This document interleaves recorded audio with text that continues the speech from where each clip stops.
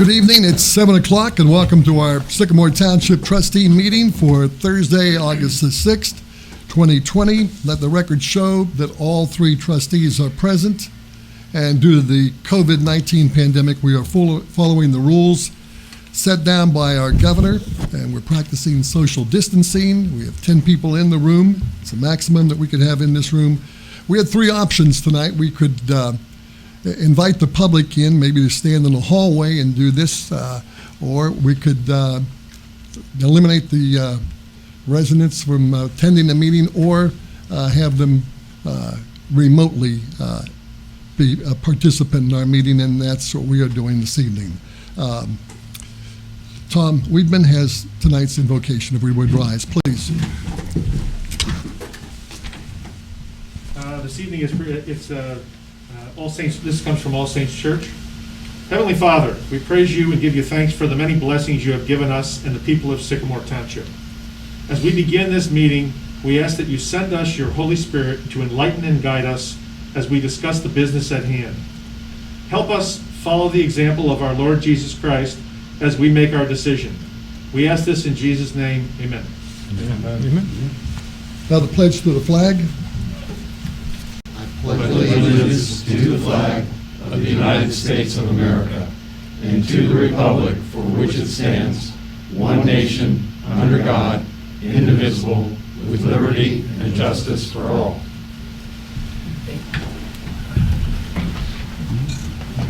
Fiscal Officer Rob Porter, bills, receipts. Yes, we had receipts of $479,690.25. Disbursements of $58,386.54. A complete listing of all receipts and disbursements is available in your packet. Motion to approve. Second. I do have a question. Actually, we had about $1 million in disbursements Tuesday also that we already approved, so these numbers are since then? These are since, this is another run. Okay. We did not cover receipts then, on the other hand, so is that receipts from our last meeting prior to that? I believe this is just from this run too. Okay. Ray, do you know what was the receipt amount again, Rob? It was $479,690.25. Yeah, that might be the combined. Well, it was over $1 million in the last meeting. Oh, it was? Then yeah. But the receipts are $58,386.54. Is that since Tuesday? No, that's the check. That's the check run. That's definitely since Tuesday. I'm sorry. That's the check run. Yes, lack of oxygen.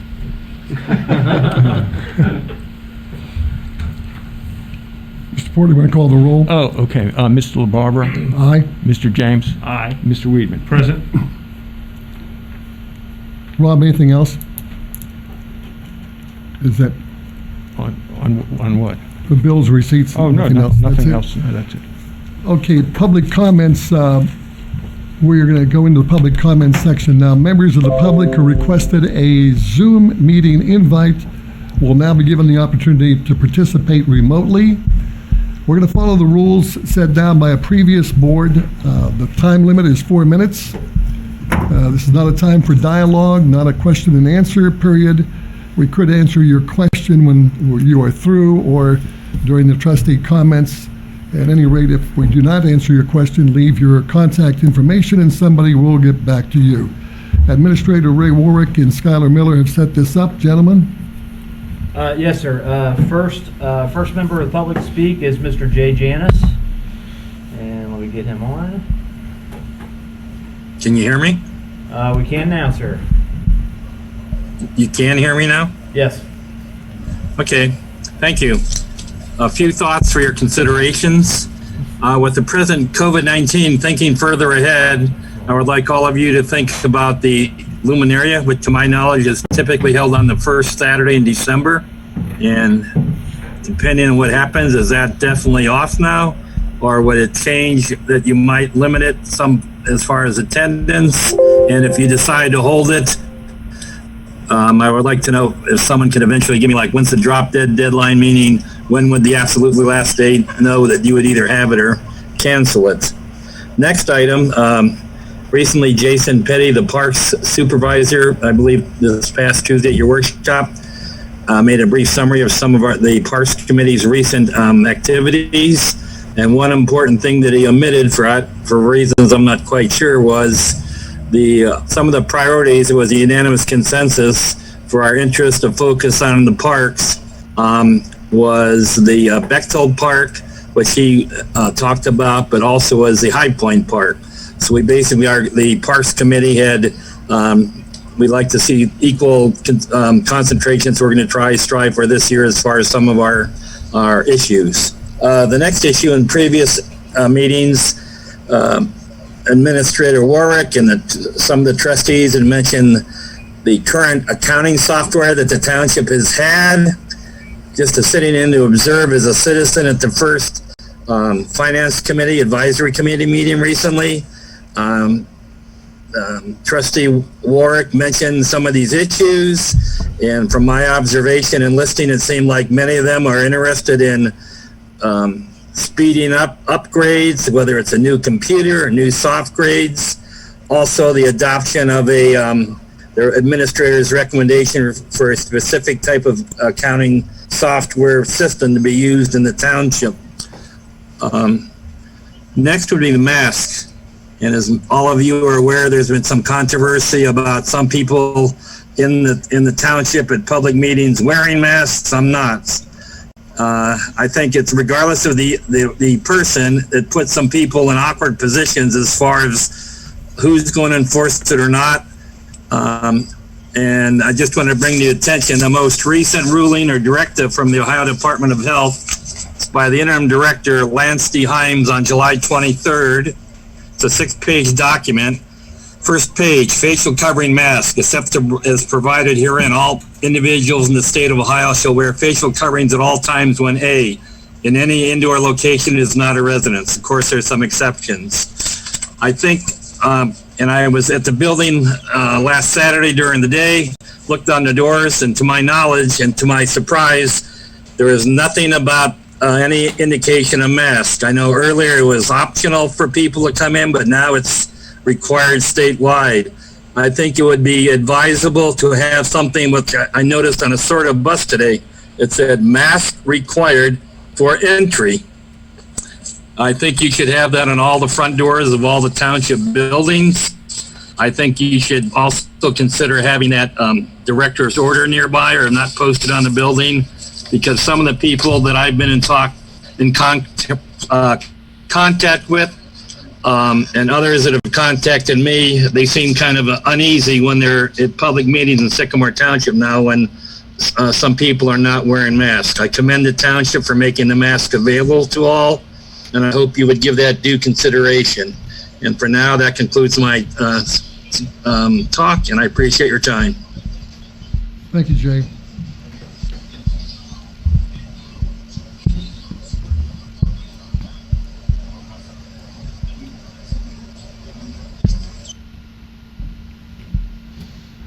All right, up next is Ms. Kathy Kugler, and let me see if I can get her on.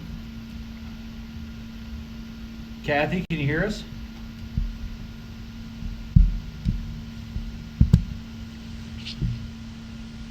Can you hear me? Yep, we can now. Okay, thank you. All right, whenever you're ready. I would like to ask, what do I need to do other than kind of start speaking? Go ahead. Okay, thank you. Good evening, everyone. I would like to ask that we develop immediately a separate budget for parks and recreation. Our ability to accurately know what is being spent is completely related to an accurate accounting process. It's important that we are able to verify that expenses are allocated to the authorized purpose. I would like to consider this being done as soon as possible so that if we want to develop plans for the future for our parks and for our recreation, we know what we have done in the past.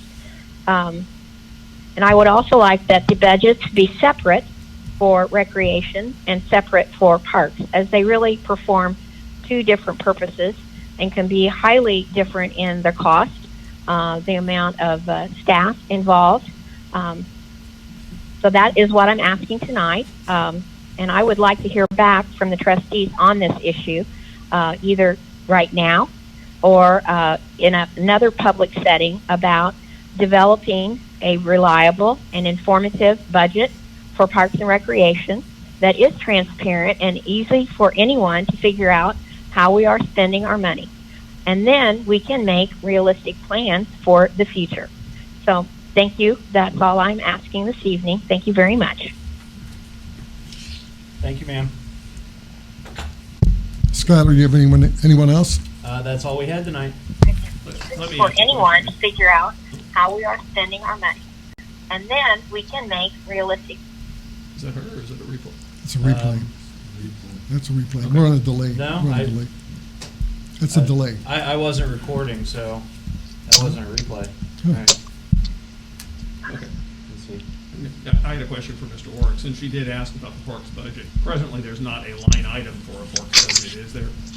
No, because in the past, what has been done is identify a project and then hopefully get a lot of grant money to pull it off. Right, Tracy? That's the way we've kind of done it.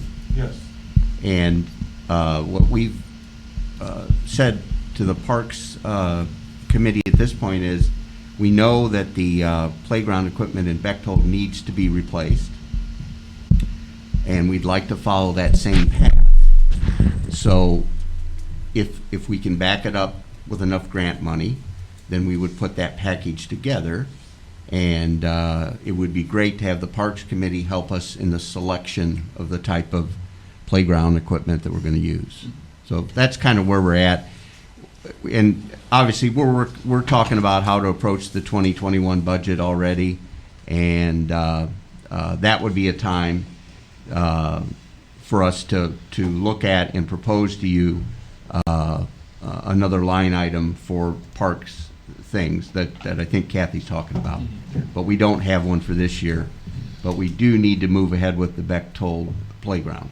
Okay. But that would be a spring installation Right. best. Right. I mean, the way we've done in the past, we've always had a line item for special events, such as the festival, Luminaria, the things that we pretty much knew what the costs were going to be from previous years. And we don't have that this year because we weren't having a festival. Then we have a parks budget that takes care of the grass and any repairs that we have to do. But as far as new programs or new things that we're going to add into the parks, we do not have a line item for that. Okay. And But that's like Ray said, that's something that we would like to, we're looking into grants right now. okay, good. Yeah. And those are things we can discuss, as Ray said, as we move into the budgeting process. You brought up Luminaria also, and Mr. Janis did. I know that's many months out, but the year is, this 8-year-long year so far is moving along, despite the length it seems to be taking. Has there been any planning yet for what we might do for Luminaria this year and any changes we might need to make? Not yet, there hasn't been. Yeah, I'm thinking wagon rides may be out. I think they may be out, we're gonna have to wait and see what happens, get a little closer, see what's going on, what the governor says, but as of right now, obviously, we would not be having wagon rides if things continue the way they are right now. It would even be hard to have anything at the shelter. It'd be hard to, with as many people as we get, to have social distancing. Yeah, we could So still have, everybody can still wear masks. we could have coordinated neighborhood events at least where people do Yes. place things out and drive around and observe. Drive around rather than Yeah. have a wagon. Yeah, okay. Not on our agenda this evening, but I want to make sure that our department heads, if they have anything to report, can report. And first up would be the sheriff report items. Lieutenant Mike Tarr, do you have anything for us tonight?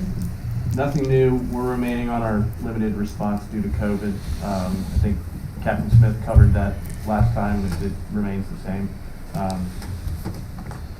That's going pretty well. I think it's been pretty well received. People understand. And then waiting on the last reports, and we'll get the stats out soon. Looks like Hamilton County's doing pretty good, down from level 3 to a level 2 today. Well, that's good news. EMS Fire Department, Chief, you normally would be up at this time. Rob Penny. These masks, we received a pretty big case of them. I didn't count them. I imagine there's probably 200, 300 of them that we received from workers' comp. That was nice for them to send those out to us. And this morning we received 2 extra cases of quarantined at home for the residents in the township. And then there was 2 cases released, so we're kind of breaking even here. And then 2 days ago, I received the AED that we purchased, so by the next meeting, they'll be hanging right there on the wall. Perfect. And it is designed through Wi-Fi that if it sends me reports on battery usage, battery replacement, pad replacement, and if it gets used, what the code status was as far as how it read the heart, which is very nice because I get those for the 12 leads that the medics do in the field. Anytime they do a 12 lead and they transmit it to the ER, I get it also. And then I can look at it and use it for training purposes. Thanks, Chief. Roads and Maintenance Supervisor is Tracy Cullums. Tracy, do you have anything for us tonight? Nothing new since Tuesday, sir. All our projects continue to move forward. And Skylar Miller, we'll move over to him, the head of our Sycamore Township Planning and Zoning Department. Yes, sir. I could save it for announcement changes, but due to the governor's recommended protocols for meetings, our August 10th and August 17th public hearings for zoning cases are going to be moved to Zoom. So we are updating our notices for that, but both of those will be held virtually. That's all I have. And we'll move over to our Law Director, Mr. Deepak Desai. Nothing to report, sir. And that brings up our Administrator, Mr. Ray Ward. Ray? I've got a couple of large POs. First one is for $19,777.70. This is for equipment for the new maintenance facility that we're building behind here. The money is appropriated and is a part of the budget of the new building. Need a motion for approval. Motion to approve. Second. Mr. Porter? Mr. LaBarbera? Aye. Mr. James? Aye. Mr. Weedman? Aye. The second PO is for a new vehicle for the fire chief. What is happening, vehicles are getting very scarce and very expensive, and we're really kind of behind on the sheriff cars. We traded one in recently, and when we just bought an Explorer, if you remember, but we still had not found a replacement for the car that was totaled last October. So Chief Penny was driving a police car, essentially. The sheriff fleet folks looked at it, said it's perfect. They could change it over to one of their cars almost painlessly. So I asked the chief to go out and find a similar vehicle to the one that Chief Cooper is driving. And this is what he's found. It's on the lot. It won't be there long. The trade-in value, if you will, in this transaction is really the full price of a new Explorer, which is about $32,000. And then you got another $4,000 or so of equipment. So we won't have to spend that money. They'll just take Chief Penny's car, and then we would like to purchase him this new vehicle. So I need a motion to approve. I'll make a motion to approve the expenditure for Fire Chief's new car. It is a 2021 Chevy Tahoe. I'll second that. I have a question though. This is in addition to the Ford Explorer we also approved recently, or the Chiefs? Yes, there are two separate transactions. We traded in an old police car for the one you purchased a couple weeks ago. Okay. This one will take the place of a car that was crashed. We got $18,000 from the insurance company already on that one also. All right, thank you. It's just hard to find Explorers and hard to find these other cars, and we just thought we could make this transaction quickly, and I think it's to the benefit of the township. Okay. Mr. Porter? Ms. LaBarbera, Aye. Mr. James, Aye. Mr. Weedman. Aye. The next thing, of course, is the accounting software, where we're kind of at a standstill over whether to do this. I've been talking about this for a while and wanted to formally propose it. I didn't want to do that until Mr. Porter weighed in on it, so I'll defer to him first on this evening. Well, okay, thank you. A couple things. First of all, the accounting software is fundamental to the operation. Excuse me if I can't talk with this. Is fundamental to the operation of my office. As you all have received, the draft of the state audit, we had a clean audit again for 2018 and 2019. Now,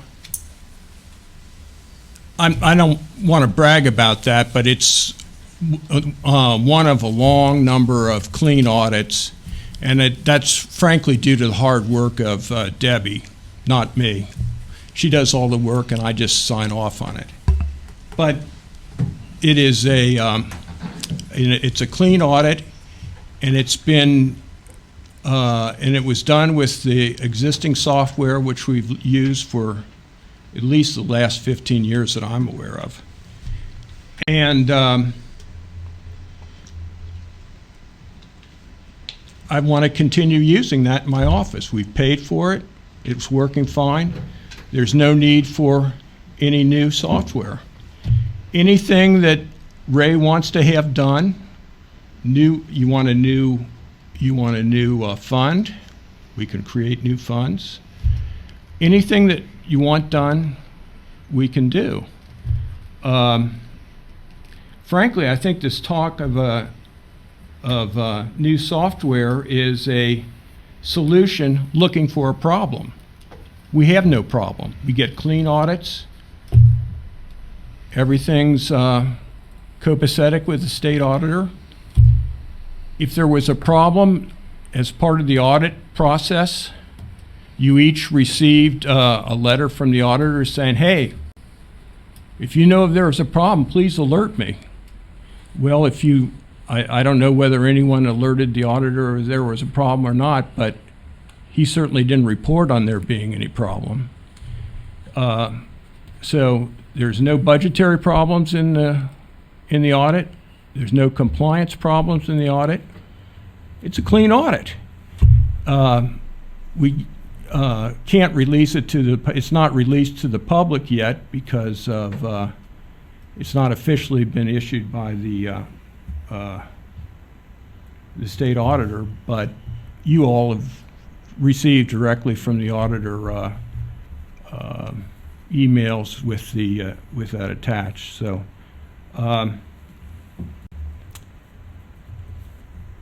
that's the bottom line on that. Now, I've heard comments about, oh, we're spending over the appropriation amount. That's against the law. Why is this happening? Well, I want to give a really clear example that you all are familiar with on how this could happen. There's a line item in the budget. It's called administrator's salary. So when we did the appropriations resolution the end of last year, there was a line item, administrator's salary. Say, just for way of example, $100,000. Well, in the first week of the year, the administrator is no longer with us, but we're still paying him. This is Greg. So that he still gets paid, that gets reported under administrator's salary. Well, then Ray gets hired, and he gets hired for a similar amount, $100,000. So somewhere around now, with what we paid Greg and what we're paying Administrator Ray,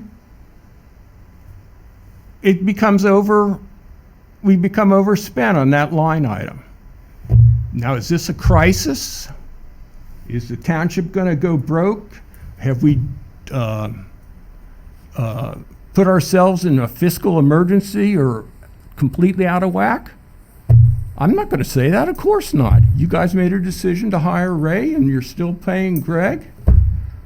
But we're over appropriated. So how does that get corrected? We somewhere along the line, when we see that in this software that we have, we come to you and say, well, this is an item that needs to be adjusted. We need to increase the appropriation because we're going to overspend based on what we had before. Now, you can set the software up so that it makes a hard stop when you come close to that, but we haven't done that in the past, and Ray hasn't asked us to do it with this. Our software that we have can do that, and UAN does that. Our software can do that too. But there's no need to.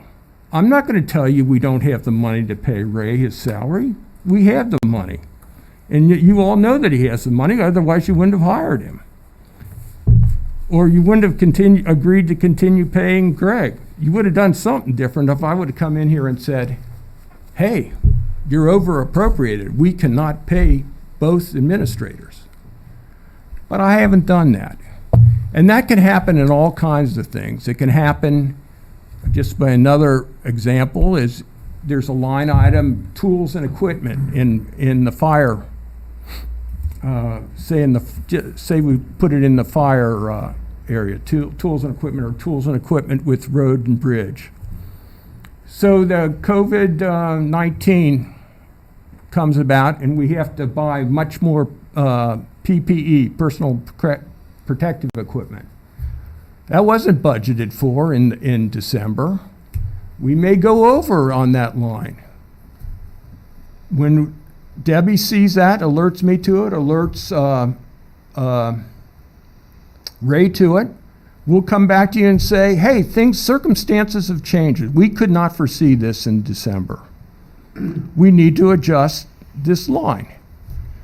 You don't want to have that not be able to be spent or until you have a meeting a month later or whatever. So that's, I think, you know, I just think this whole discussion of the financial software is ridiculous. It's my office. It's been working fine for a long time. It's paid for. So what you're doing if you hire, if you buy another financial software, it's an unnecessary expense. You guys do the spending. You can spend whatever you want. But I don't have to use it. I'm going to continue using the software that I've been using that has turned out clean audits for a long, long time. I've been here 30 years. I was just reelected, so I guess the voters figured I was doing an all right job. And I'll serve out my term and do my job the best I can, honestly and with the best interests of the township residents in mind. Ray and I have a disagreement on this, that's clear, but this is my office, and I'm responsible for the reporting of the financial status and compliance of the township. And the financial software is my decision of what I want to use. And I want to continue using the software Bucks, which I have been using. And if Ray would take the time to learn it, he could have whatever he wants done. He can get whatever report he wants from me, he can get. But I know Ray has experience as a fiscal officer. He I don't know how his audits were. I assume they were just dynamite, great, clean audits. I don't know otherwise. He got those audits, I assume, the same way I get it, by using the software he was familiar with. I assume he used UAN at Hamilton Township because that's what he's familiar with and that's what he used. But this is my office, and I'm going to use what I'm familiar with, what I've been using, and what's gotten, frankly, the township excellent audits and results for decades. So I'm glad to answer any questions about it, but that's the way I feel about it. And I'm pretty adamant about it. It's my office. I'm responsible for putting these reports together, and I want to use the software I want to use to do it. And I think, frankly, even by discussing this, you're butting into the operation of my office, whereas I've stayed out of your office. You guys spend whatever you want. I'll just report it. You guys decide what you want to spend. I don't tell you how to spend money. I'll just tell you when you're overspent. And if we don't have the money, I'll let you know. But we got the money. You can pay Ray, and we can buy the PPE. But if there ever comes a time we can't, I'll let you know. Well, there's no question we've got plenty of money. It's a question of what's legally appropriated to spend. I think that was the distinction we were making there. And there are certainly circumstances where unexpected things happen and appropriations need to be revised, which Right. can occur mid-year. But the spending is supposed to happen after the appropriations revised, except in emergencies. And even then, you do a then and now PO, if I'm getting the term right there, where you go back and fix it. But we haven't been doing that, is what I understand.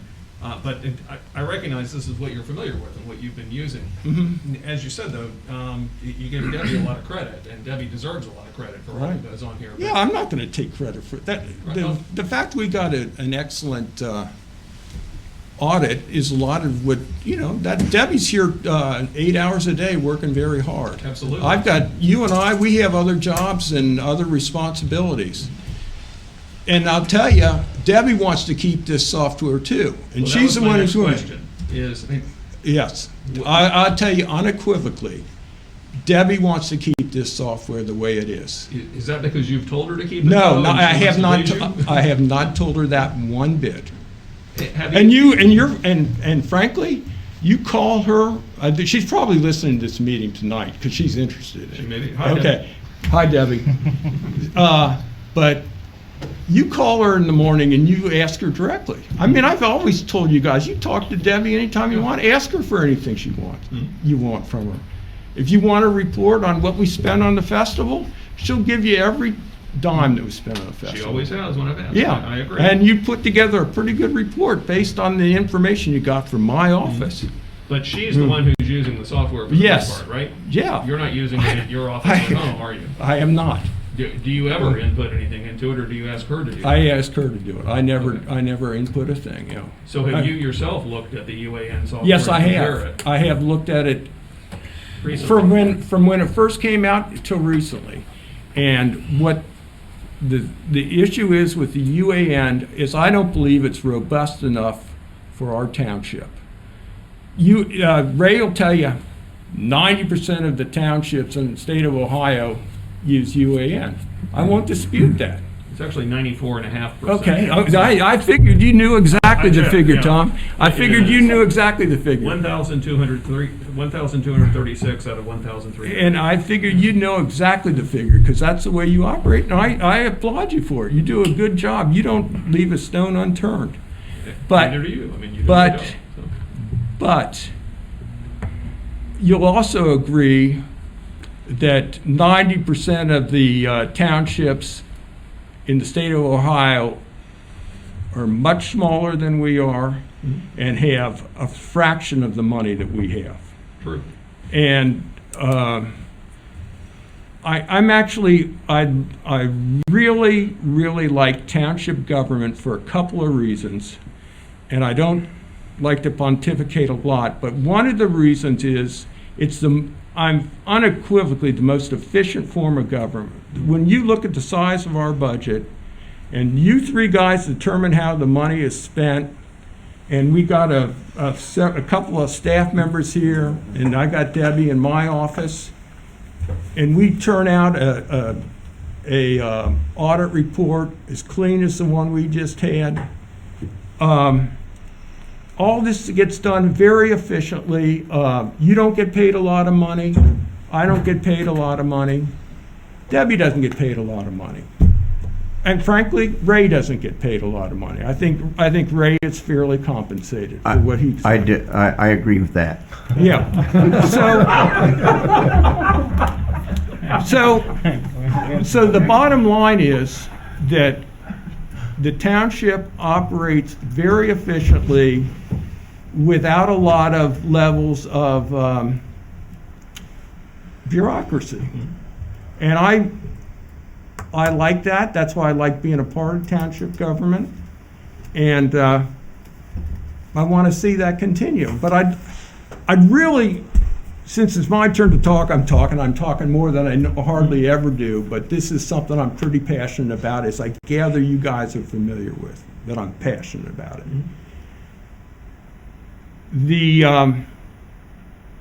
I lost my train of thought here.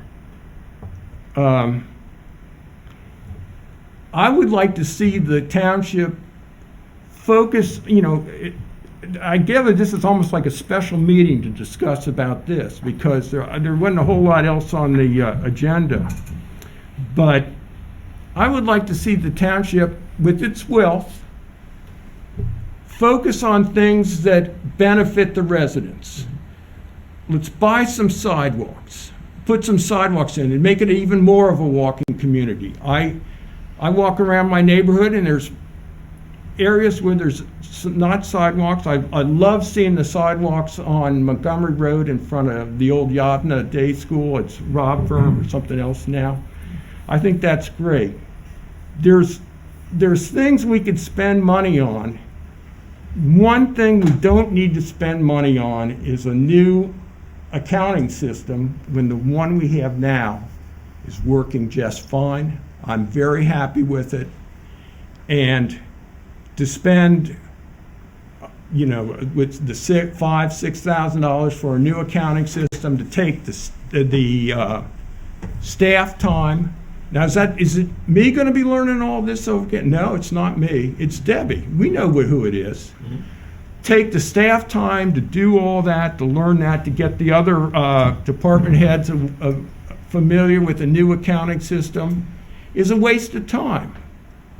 Frankly, this new accounting system is a solution looking for a problem, because a problem doesn't exist, and Exhibit A is the clean audit. Well, and I think Mr. Warwick has some comments about that, about discussions he had with the auditor that persuaded him to get to that point, but I'll let him address that. Well, no, I want to shortstop that a little bit. If Ray is taking credit for getting that a clean audit, I dispute that vehemently. My office contacted the auditor way before Ray ever talked to him, and the issue that you're talking about and Ray's going to probably talk about, let me just tell you what it is. I mean, being fully out here, the question was with like fire and police. You guys have known for a long time that what the levy brings in doesn't cover all the expenses of the fire and police. Where does that get made up from? It gets made up from the JEDS fund. So 4 years ago, before you were here, and Frank, Jim was still here, but before you were here, 4 years ago in the two audits, so that would be what, 15 and 16? No. 16 and 17. I wasn't here. When'd you come in, 16? 18. Okay, before you were even here, Jim.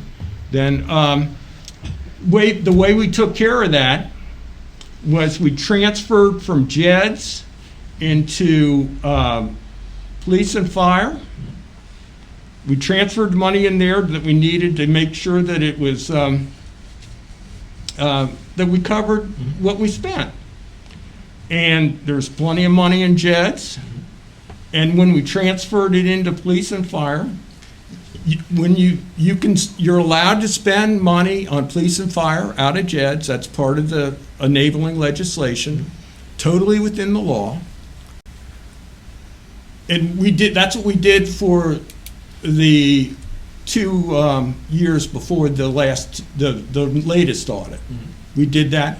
Auditor never mentioned any problem with it. It's fine to do it that way. So this year,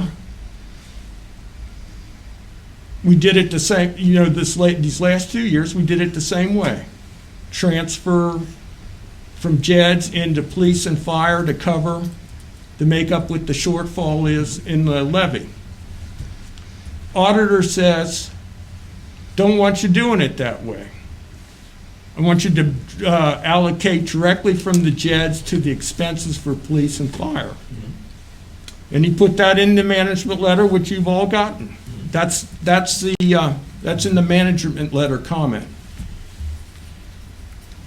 So that's fine. If that's the way he wants us to do it, going forward now, we'll spend the money out of JEDs on police and fire when they give us a expense that needs to be paid. That's how it'll be paid. Now, does that jeopardize the financial stability of the township if I do it that way as opposed to the other way? That's exactly what this was all about. Right. That's Is that exactly what you were referencing as needing to persuade the auditor? No, I didn't have anything to do with persuading any auditor other than talking to about the same thing that Rob and Mark Hurst were talking to him about. And he agreed to make it a management comment, not a finding. We do both ways. We spend money, as Rob's talking about, right into their expense accounts for their spending. And then we also do a transfer on the top line at the end of the year to make all those accounts whole. All of what he's saying is accurate, except you're not supposed to wait until you're over an appropriation. You're supposed to fix it as you're walking up to it.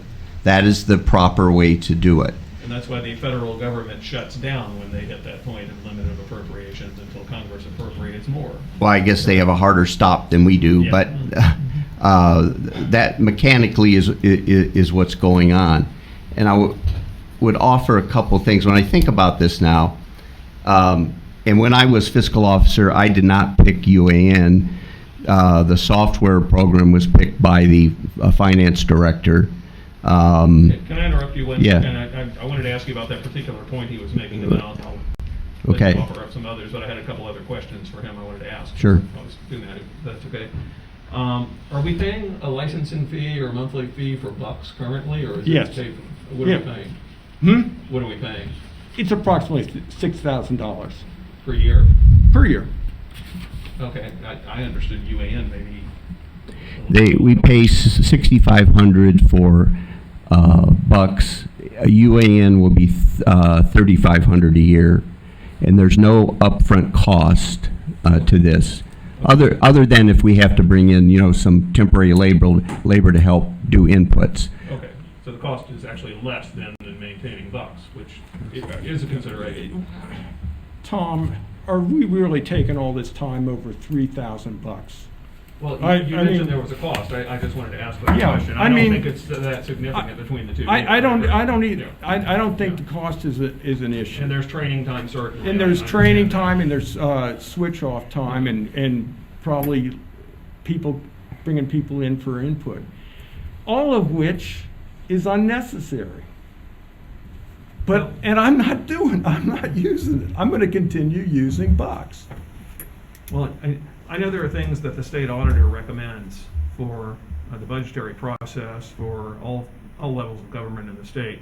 For trustees, there's a role we're supposed to have in the budgetary process in terms of setting the budget, of course, but the auditor recommends that we monitor the budget monthly. We should get monthly financial reports that we're able to review that show estimated receipts versus actual. We do get reported on actual, we get reported on actual expenses, but we're supposed to be getting monthly reports on estimated also.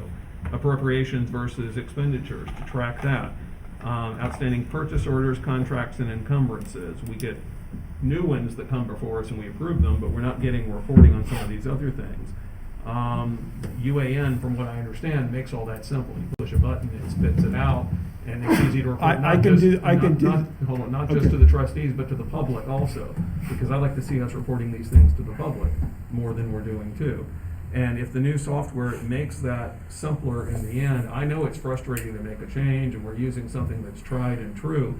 But, you know, I went to the car show last weekend when we trustees were judges there, and there were beautiful vehicles there. There were some brand new things there, brand new Corvettes, state of the art, with all kinds of fancy equipment and everything in it. And then the one we all ended up choosing as the winner was a '67 maroon Corvette Stingray, which was a beautiful vehicle. But you look in it, and it's got these little seats with no headrests, and it's got no shoulder belts on it. It's got no airbags. It's got none of the safety equipment we have these days. And it's a perfectly serviceable, beautiful vehicle that drives along, but it doesn't have all the newer things that have arisen in the last 30 years or so.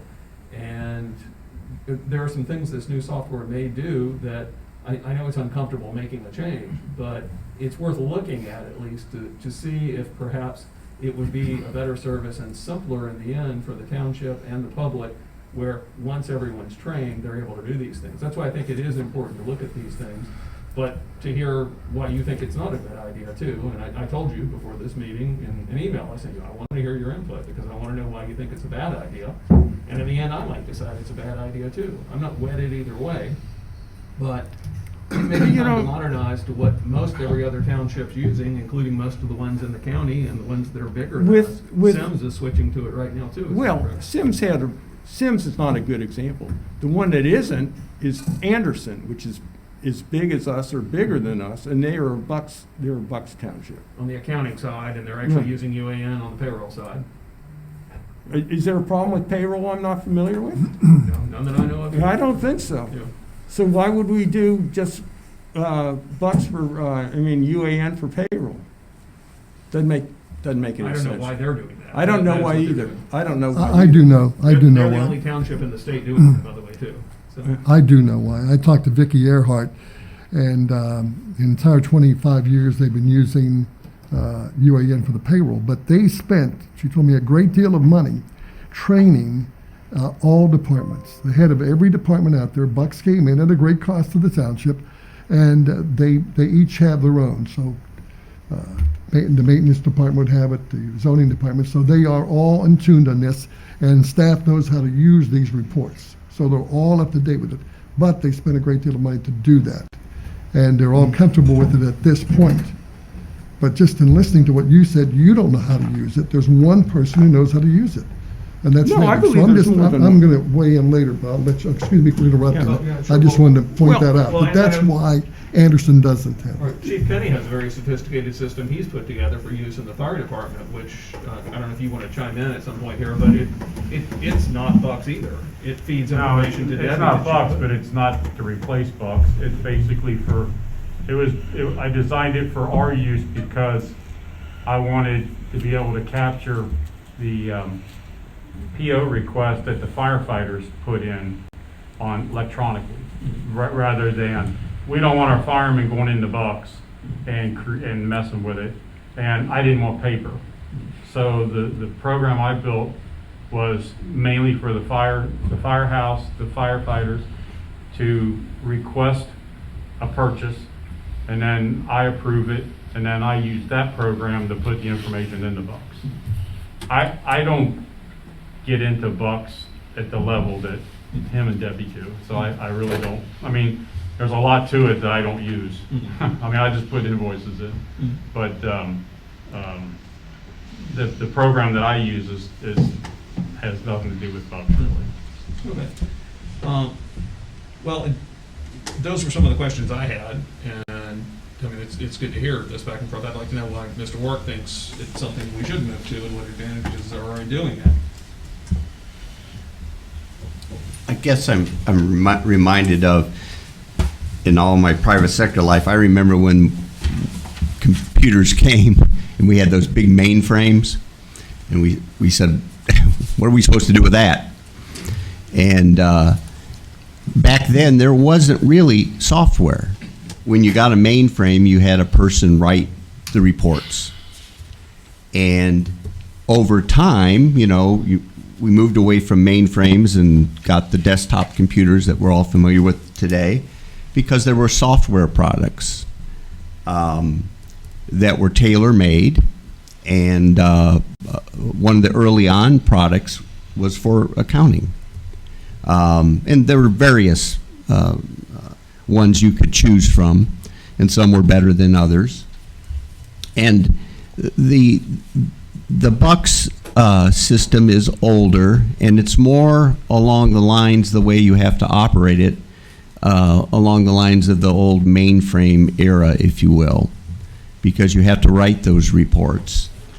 UAN, on the other hand, is kind of at the other end of this evolution rainbow, if you will, because it is canned software, and in this case, it's canned specifically for townships, because it's built around fund accounting, and it's ready to go. I didn't pick UAN at Hamilton Township when I was fiscal officer. The admin staff did, and it was put in, and then of course I learned what it was all about and learned how the reports that could be used, and it's just easy to use. And the other side of this for me is I would like to improve the budget management of Sycamore Township. And this is probably just a kind of a thing for me coming from the private sector. We have historically here not had our department heads involved in setting the budget. I'd like to have them involved in setting the budget, and then I'd like them to have real-time reporting available that lets them know where they are. I think that's a prong of this. And what I've seen with Bucks is it's harder to use. I'm sorry, but it is, because you have to write a bunch of reports. Typically what we're getting out of Bucks are dumps of accounting data. But the comparisons aren't there. It doesn't lock into the fund accounting that starts with a beginning reserve and an ending reserve and things of that nature. I just think it would make us better operators. The state, obviously, since so many townships, practically all of them have gone on it because they've done a good job with it over the years, and you can even file your reports into the year reports for audit right to the state, so it streamlines many things. And so I kind of view it that way. It's just a newer, canned, if you will, program that's been written specifically for this case. And I have a couple reports, and if I could go over them just briefly, just to kind of tie back to some of the things that Rob has said, and tie back to what I'm saying about getting our management team more involved. So you have them in front of you, and Skylar, if you'll put it up on the screen. This is these are from Hamilton Township, and this just happens to be March of 2016. We'll just go across the top. The general fund's at the top. And over in the first column is the final budgeted revenue. This would be the revenue that was certified by the county. And then what we're doing is tracking the revenue to date. And we're just looking at the top line there, if you will. And you see that in this instance, about $690,000 of revenue had come in January through March. So that's nowhere close to what we were expecting for the year, but that's normal and typical.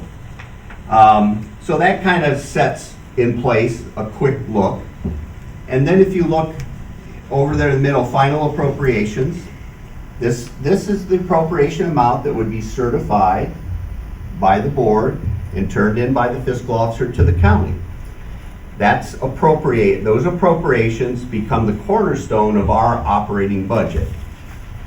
And what happens is you see the prior year balance encumbrance just to the left. Actually, that's money that's been accounted to be spent in the year prior, and you can bring that forward. So that's what this is showing. And then the next two columns, if you go over to year-to-date expenditures, the $232,000 is what's been spent in the first 3 months. Just to the left of that, there's about $324,000 under encumbrances. Those are POs that are outstanding, POs that have been approved and are sitting there. And in many cases, that's a contract to buy stuff. It's just that the money hasn't changed hands yet. So it takes into consideration all of those things and then shows us at the end of March in our general fund what the unencumbered balance is, and it's 1.275 million. So that tells us we've got plenty left at this point in the year. And then it also shows us that we've only spent about 13% of our appropriated amount. And then it also shows in this particular report that we have 1.3, almost $1.4 million in the cash reserve. So not only are we nowhere near at this time of year the appropriated amount, but we also have plenty of cash. Now, the reason I point that out is, let's say we were closer and we were going to run over the appropriated amount. That's when we would look at our cash reserve and we would come back to the board and say, hey, we didn't budget correctly, or we had some unique things happen.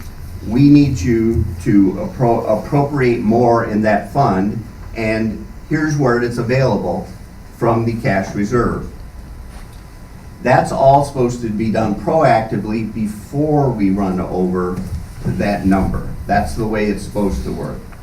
Now, the other thing I want to point out, if you'll go down towards the bottom of this report, and you'll see the last 3 lines on this report were something that we added because it gave a quick view for department heads, trustees, but this total amount was for trustees and the fiscal officer. And you can see after March, if you go down the lower left hand, bottom line, it says 25% of the year completed. Well, March, the end of March is the first quarter, so 25% of the year is now done. Then we look at the revenue and see how much of our revenue is collected. And it shows we've only collected 10.3% of our revenue. So when you look at that, you'd say, whoa, wait a minute, what's going on? We're 25% through the year and we've only collected 10.3%. I'll get to that in a moment. But the other thing we can quickly look at is under the year-to-date expenditures, with 25% of the year gone, we have only spent 21%. So that's pretty good. That tells us we probably aren't going to be threatening any appropriated amount at this time, at least in total. Let's flip to the next month, with the following month of this scenario. And if you go back down to the bottom again first, you'll see that now with 4 months, that's 34% of the year completed. And then you look at the revenue and you go, wow, we've now collected 47%. And that's because we know twice a year in a township, we get a tax collection money, a tax settlement. And the first tax settlement of the year came in. So we're looking, well, we're in good shape. The revenue's flowing better than even the percentage of the year. Then you go over to the year-to-date expenditures and you quickly look and go, okay, we've spent 30% of our appropriated amount, but we're 34% through the year. So that's just a very quick, simple look that would enable us to make the adjustments ahead. Now, what's behind every one of these accounts, of course, is a lot of sub-accounts. So the fire chief, he's got a line on here to run the fire department. He would have all of his sub-funds, because in total, on this one, the fire department's in good shape. On this scenario, they've spent 32% of their money so far, 34% of the year. But he's got other accounts he's got to watch individually that could go over appropriations because we bought more tools, or as Rob said, this PPE came on us and we're using that account and we don't have enough money. So in the perfect world, we would come to you in advance and put that money in. In the case of PPE, at least for us, because of all the CARES money and stuff, that's working very well because we're getting that money in. But that money, just because we received it, we can't spend it until you appropriate it. Now, what we've done is a little bit backwards so far. We haven't appropriated it, but you approved a purchase order for it. We just skipped a step and we need to come back to you and get that cleaned up. So my point is, this gives us real-time stuff we can look at quickly, and it will be much easier to get the department heads to do their own budgeting that would first get approved by myself and by Debbie, and then it would come to you folks for final approval. It would come, Rob would see it before you, but then we would get the go to come before you and get it appropriated. It's just more modern, it's easier to use, and it certainly would be more helpful to me and useful, I think, to the department heads to get them more involved in the budgeting and the managing of money for the township. Because the way it is now, they don't receive reports that tell them that they're threatening an appropriation level or they went over. Because historically, we've been doing, as described, we just simply do it after the fact, and most of the after effect is that 1.3 million transfer that we've done in December to go back and fix everything up. The way that the audits are done now in Ohio, they only audit the December statement. Way back, they used to, when they audited, they would go back and test throughout the year. They just don't do that anymore. In our case, if they were doing that and going back testing in prior months, they would find us out of compliance, just like we are out of compliance right now in real time. And my only point is, do we have the money to fix it? Sure. It's just that the way it should be done is proactively before we get there. And I think that gives a better picture for the department heads to be able to better anticipate what they're trying to do for the year. And so for me, this thing's ready-made. Just about everybody's using it, and it would help us manage the township better. Can a report like this be generated out of bucks? Yes. Why aren't we getting these then? If you want anything you want, you can get. I mean, I can give you a budgeted income statement any time you want it. Well, I do think we should be getting that monthly, whether it's from Bucks, some other system, or whatever.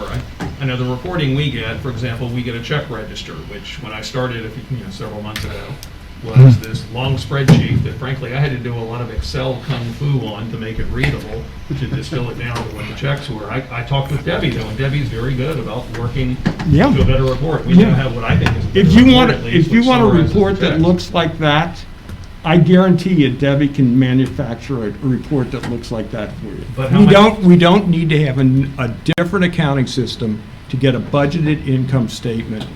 And any time you want it a month, you want it 6 months, or, as much as you want it, you can have it. But remember, one of the things I said here is one of the advantages of a township is we don't have a full finance, we don't have a finance director. We don't have an assistant to the assistant to the fiscal officer. You know, we have a large budget and we can generate any kind of reports you want. But as I said, I'd like to see us spending money on something other than bureaucrats generating reports. Sure, absolutely, and I'd like to see our management in the different departments here have the information they need readily at hand and get it Okay, instantly. and I would just ask, I would ask Ray, if he wants a report from Debbie, ask her for it. And we'll get, this is not a hard report to put together on bucks. Have you asked for a report like this? Yes. And what's the result then? When I first got here, this is what I did. We had the guy from Bucks come in, and I gave him these examples. I said, can Bucks do something like this? And he did one or two tries, and they weren't even close. And then we just stopped on it, because we have to, just through that experience, I thought, well, maybe it's time to go to something new, because he's going to have to write what already exists. And it costs us extra money when he has to, write another report.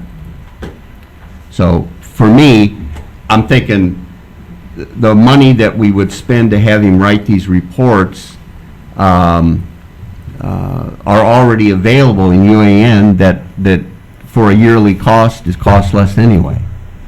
And ultimately, the people using these numbers, you're in charge of reporting these numbers, in terms of keeping these numbers and certifying these numbers, but the people using these numbers are the trustees in making decisions and the department heads in knowing what they've got the plan for, and so forth. So it's not just you, it's all of us. I agree. Can I touch on that for a second? As a department head, I don't want you to think we're just out there spending money not knowing what we're spending. Oh, no, because I'm not that's saying not that. the way it is. Yeah. Before we put numbers together as department heads, we would give it to the administrator. So we know what we're going to spend about in a year. Now, obviously, neither one of us have levies that cover our expenses. We're basically out of money in maintenance before we put a shovel in the ground due to personnel costs. We don't have a levy. We have some inside millage, you have your gasoline tax, motor vehicle funds, road and bridge. That doesn't go far. But we would give it to Greg, who would then work with Debbie. So we don't necessarily know, or I don't necessarily know, the encumbrance, exactly what line item or fund they took it out of. But our budget would be put together, and we work from a PO system. So I know how much I have to work with tools and equipment. I know how much I have to work on capital. I know how much to work on parks. So I work out of that. I've never exceeded those numbers.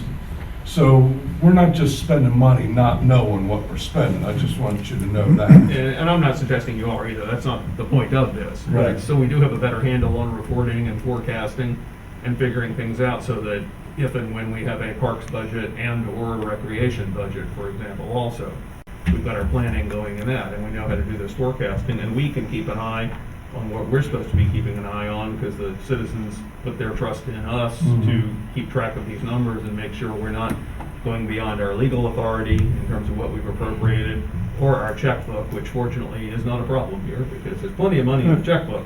Tom, I can assure you, we can put together reports out of bucks that'll give you what you want. But the time in putting that together, based on Ray talking with the Bucks people themselves, it sounds like that may take longer than learning a new system.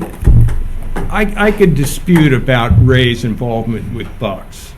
I've heard stories about his involvement with Bucks. I don't want to say, that he tried to learn it and couldn't learn it or whatever. I don't know that he tried to learn it, okay? I think what the situation is, Ray did not put together the appropriations resolution for this year. I think understandably, maybe he's frustrated by that. He didn't put it together, it was put together by Greg. He's going to have the opportunity this December to put together in conjunction with the fire and the maintenance and all the other departments, what he wants to spend on the appropriations. When he gives that to me and Debbie, and you guys pass it, we'll put it in the, that'll be the appropriations resolution for 2021. And you can have any report of spending against that anytime. You can have it monthly, you can have it after every check run. We can put those reports together for you against any line item that you want. As Ray said, they only, we can come back and appropriate and make it right, like the example I used with the administrator's salary. That was busted as of week 1. Now, you guys could have said, well, we're going to bust this up week 1 of 2020. Let's make a new appropriations. But that wasn't done then. And you wouldn't have known that you needed to do that under any kind of system because you still were underneath the amount that was appropriated for the whole year. It was 100,000, and maybe you spend 10,000 in January, well under. But as you get closer, and UAN has a hard stop, Bucks has a hard stop. If you want us to have a hard stop, I don't recommend that. Get me? I don't recommend it because you can have a hard stop and then people don't get paid, whether a vendor or a personnel, because you've exceeded the appropriation. Are we running payroll through Bucks? We are running payroll through Bucks, I believe, yeah. No. Paycor. You have Paycor. We have Paycor, but it's reported on Bucks. It's just journal entries. It's your, So if we were to put a hard stop in place, even in the current software, payroll would still get paid? No, if we put a hard stop in, It'll which put a hard stop. then we have to have the ability to see where we're at. Yeah. And if we're going to come up on a hard stop before we ever get there, is when we would come to the board and ask for more money to be appropriated. And we'd be able to plan ahead with... Yes, and that's the way it's supposed to work. we'll be able to have that with Bucks, too. In regards to, Sorry, go ahead. in regards to Tracy, I thought the appropriation was something like 800,000, and then that all went to one project. No, that's Before we what, got started. Am I checking the right language? that's coming up next year. Next year, okay. But we haven't done the budget yet. We'll take care of Ray will it. have the opportunity to do his appropriation, his budget, so to speak, in December. And as I say, I'm fine. That's your guys' decision. I don't mess with your decisions. I just want to be able to do my job, which I think I've done a pretty good job over 30 years, or at least the voters have thought so. And I want to continue to be able to do my job with the equipment that I want to use, with the personnel I want to use. I don't want to have a whole bunch of other staff people in my office. I mean, I take as many as you want to allocate to me, but I think we work very efficiently with what we have, and we can put together reports that you want, just with however many you want, however often you want them. It can bog things down. There was a time here that there was a lot of, shall I say, public records requests, which we have to honor, and we fulfill the best of our duty, best of our way, public records requests, something you want to know what we spent on, whether it's you guys or a member of the community. We want to report that to them, and we do report that to them. But that takes personnel time to go through and find out what they want to, look and see what they want to see and get to them what they want to see. But it can be done. Consider with more modern software, that may take less time. This is very modern software.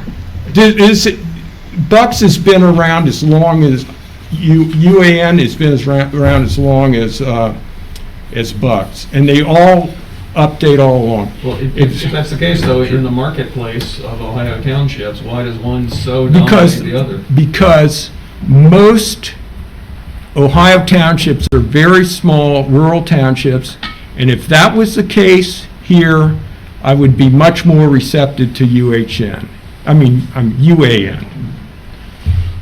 Rob, That's not the case here. Rob, so Yes. it sounds to me like this all started when we had a couple of funds that we went over in, and the concern was raised about going over in those two funds. And what I'm hearing Ray saying is we need to be more proactive to be able to know when those funds are about to exceed their limit. And what I thought I heard you say was, correct me if I'm wrong, I thought I heard you say that we can do that with bucks. We can put warning signals in that say, hey, you're at 25%, you got 25% left, or you're approaching going over, and you can either do a hard stop or not a hard stop, but you can give us, the bucks will give us warnings to let us know if we've exceeded that. And it sounds like if you can do this kind of report with bucks, we would already know that anyway. Yes, that's true. The problem with, and Ray alluded to it, and I think Ray and I maybe are thinking along the same lines. We both know what we're talking about. We've both been fiscal officers, and we both know finances. So what happens is townships only get a real hit of money 2 times a year, like in, we haven't gotten the second half yet. So we're a little light on revenue right now. Is that a problem? Is that something, you would see that maybe if you did it every month and looked at it, you'd say, oh my God, look at how low revenue is and we're spending this much. Well, that's why we wait until later in the year when we've got a pretty good idea where all our revenue has come in. We've gotten the first half and the second half taxes.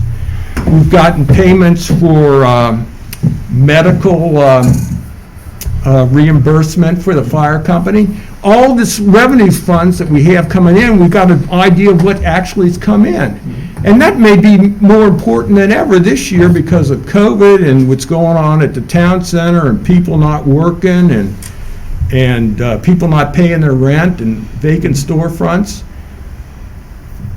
We may very well have to come back to you and say, hey, revenue is low and we need to transfer something here or there.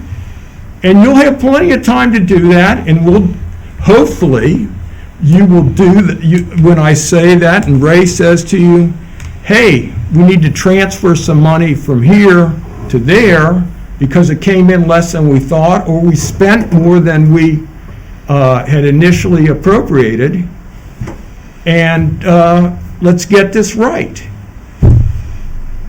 And we can do that with bucks, and we can do that with UAN. And Well, it seems we're not doing it proactively now, which was. well, we're not doing it every month, but if you want something that looks like that, a broad category, this is very broad categories, and like you said, we can get down to various subcategories. Well, I'd like to see this at least monthly, whatever it's coming out of, but here's a suggestion. I understand that Sims Township, as we mentioned, is switching over to UAN from bucks currently. No, they're from OTOS. From OTOS, excuse me. So they're switching over though to UAN. They extended an offer to us, didn't they, to let Debbie tag along for some of the training. Is that offer still out there, or have they been past that point? Yeah, no, because they're ahead of us now. So they're already past. Yeah. Okay, well that won't. But there's plenty, since it's so widely used, there's plenty of people that say, hey, if you want to come over and look at this. Yeah. Or, and back when Hamilton Township did it, UAN didn't have the support staff they have now. Now you just call them up and they take over the computer and show you what to do. Back then, we had to rely on our neighbors that already had it. And they were very, very helpful. Well, my suggestion is, since Debbie Kimball is the primary user of this anyway, and the one who's most involved with working with it, let's let her have an exposure to it and see it. Why don't see what she thinks. Why don't I make a suggestion? Why don't you ask her what she thinks? Well, you talk to me and you talk to Ray, but ask Debbie what she thinks. Happy to do that, but she may not know what she thinks without being exposed to it. Okay, I have no objection to her being exposed to it. That's fine. I just don't. Mask or whatever. So Yeah, I just don't want you guys to call a special meeting here and make a decision on switching a software system where you haven't talked to a lot of people. The only people you've talked to is Ray and me, and we are definitely at odds on this. There's no question about that. On the software issue you are. Yeah. On everything else, though, I think you're on board. Yeah, you know. And the point here is, this is a preliminary discussion about should we even look at this, and I think there is reason to look at it. And there's reporting that, I hope we can start getting right away. I hope this isn't a 6-week project for Debbie to have to key up some sort of report like this to do this out of bucks. But it's worth looking at the other options. If that's what it is, it's a preliminary thing, you want to have her talk to her, you want to look at other, see what we can come up with bucks here on this. I got no problems with a preliminary discussion on it. I've just seen how things tend to happen around here. There's a special meeting called, and next thing I know, before I have a chance to weigh in on it, there's a decision made. And especially when there was no decision made. There was no decision made. Well, I'm saying, I've made a chance. There's no decision made. And if you don't make one here tonight, I'm fine with that. And have you look into it more, and I suggest you do. We want to find the best thing that works the best for the township, for everyone involved in working in the township building, and for the trustees who need the information here, and for you who needs to manage the information. And so it's worth looking at this other option, because, yes, most are smaller, but 94% of the townships plus out there have made this decision, and that doesn't mean they're right. The majority isn't always right on making decisions like that. Well, and especially when we're frankly a unique township. We are. We're a very unique township, and to try and put us into the, buttonhole us into Hamilton Township or some of these smaller rural townships, it just is not going to work here. Sure. And so, do some more investigation on it, and see what you find out. If I may weigh in, I did do a number of phone calls on earlier this week. I called Columbia Township, Kimberly Gray, 22 years. She's been in this business. UAN, everything is much easier. Reports to the trustees. Software is excellent. Had classes and training. Does payroll, taxes, online taxes, federal, state. Very, very happy with it.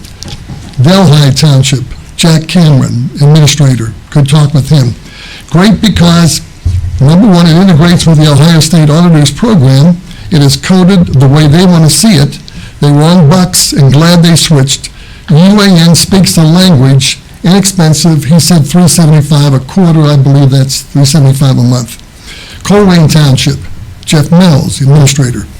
He's been using UAN since 2012, maintained by the state auditor, familiar with it, gets reports very quickly, said keeps us out of trouble, built-in fail-safes, can sign a PO that won't allow you because you don't have the funds. It's inexpensive. It is a workhorse. Anderson Township, I mentioned, talked to Vicki Earhart, they just use it, as I mentioned before, for payroll, but they spent a great deal of money with bucks training everybody in the staff a number of years ago, so they all have access to it, they know how to use it inside and out. Then yesterday I talked with Springfield Township, Kim Cox, the finance director. UAN is great, keeps you in compliance, won't let you spend more than you have, wonderful checks and balances. She's been in government 15 years, fabulous system, best support, actually takes over. She said if you call them, they come in online from wherever they are, and they take over the cursor and straighten it out for you. And she would give me the lady's name, Trina. She said she's the lady with UAN that we talk with, and she's wonderful.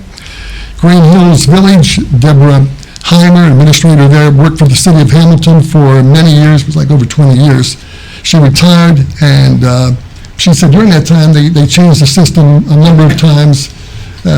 She's retired, then all of a sudden she got hired by Green Hills Village a couple of years ago, and she started, and she had to learn UAN, this new system all over again, user-friendly. You can access a lot of reports very easy.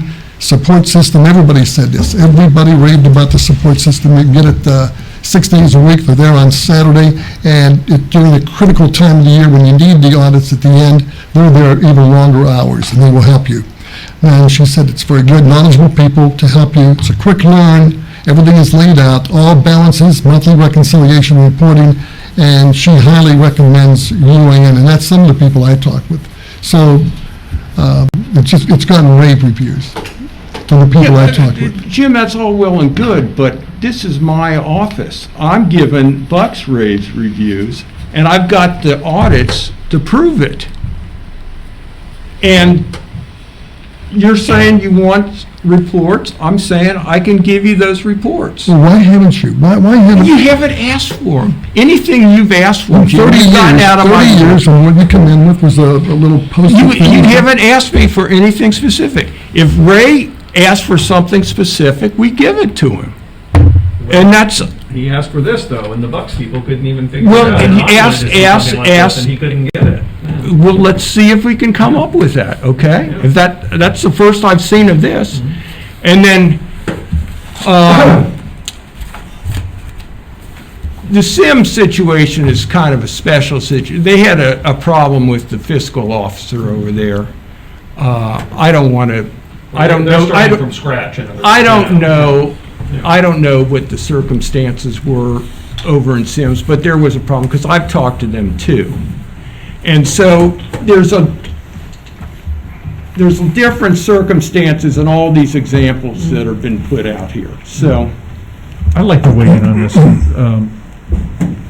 So I know, I don't think this decision needs to be made by a survey of other townships, because every township is a little bit different.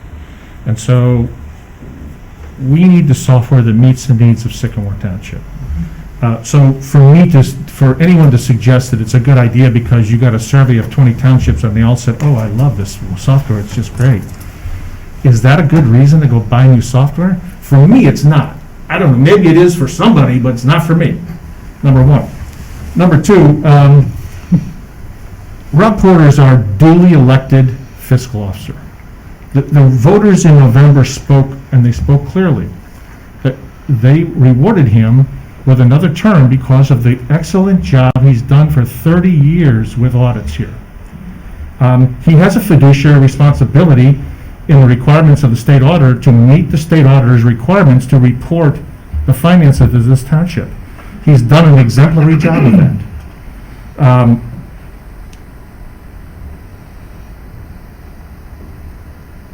He's clear with the fact that the one person that wants to use this software, or that has to use this software, rather, is Debbie.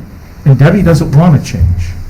And so, for us to suggest that we know more than the person who uses this software daily would be a mistake, I think. And so, I mean, I like this report, I certainly do. I think it's great. If Bucks can do this, that's great. I mean, one of the big concerns was putting a stopgap in place to ensure that we didn't go over, and you're telling us that Bucks can do that. We haven't done it in the past, but we could do that, and I think that's a good idea as well. So we, with the exception, maybe not stopgap, but actually to stop spending, but to give us a warning in advance that we know, hey, you are approaching a limit, and you have to reappropriate additional money to make it work. I think that's great. Tom, it can do that. We haven't done it in the past, but if that's what you guys want, we can do it. I would recommend you go with the warning option as opposed to the stop payment option. Because for a lot of the reasons that we've already touched on, namely the money comes in at different times and, you know, the money might not be there, but we're going to get it next month. And you want to stop and not pay somebody because you're approaching it? Well, Yeah. well, there's a difference between the Yeah, I balance know, and there- the appropriation. there is. It's a question of hitting the appropriation, not the balance. Right, So well, that's- it can happen with appropriation too, like with the example with Ray. You run it up, you know, you're paying Greg and you're paying Ray, and you exceed your appropriation and you stop. We want to keep paying Ray. He's done the work, he deserves his pay, you put a stop in there, and that can happen with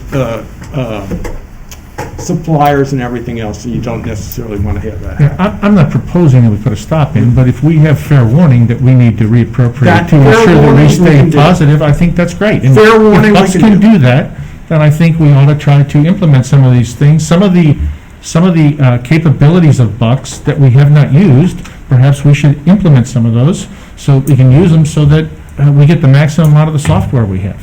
So, lastly, I just want to say, I'm not the fiscal officer, and Rob Porter is. And I'm not going to tell Rob how to do his job. Far be it from me, because I would not do a very good job. If I was Debbie, you'd be firing me in a heartbeat, because I probably wouldn't be doing a very good job. So I'm not going to tell Rob how to do his job, and I'm certainly not going to tell Debbie how to do her job.